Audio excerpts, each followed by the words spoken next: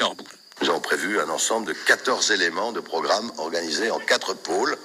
Marché couvert avec aire de pique-nique urbain, musée vivant de gastronomie, vinothérapie, et puis une exceptionnelle vinothèque de 800 mètres carrés autour des vins du monde entier. Pourquoi le vin comme pôle moteur ? Dijon est la capitale de la Bourgogne. Ça devrait suffire à évoquer les vins de prestige.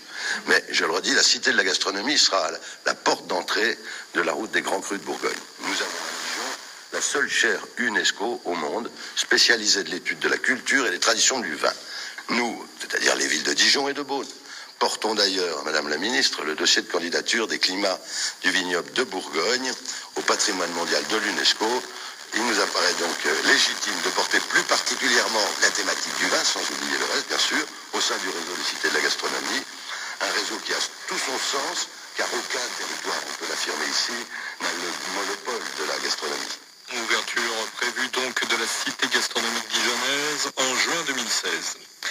L'horreur sur l'île de la Réunion où le corps décapité et calciné d'un enfant de 4 ans a été trouvé dans la cour d'une maison. C'est la mère du petit garçon qui a fait la macabre découverte.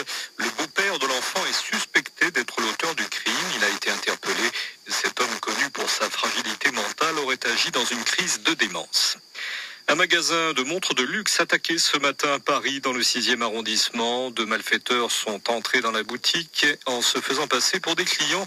Puis ils ont menacé les employés avec des armes de poing. Ils se sont emparés d'une 60aine de montres pour une valeur estimée à une centaine de milliers d'euros. Selon le directeur de la marque, les montres sont numérotées.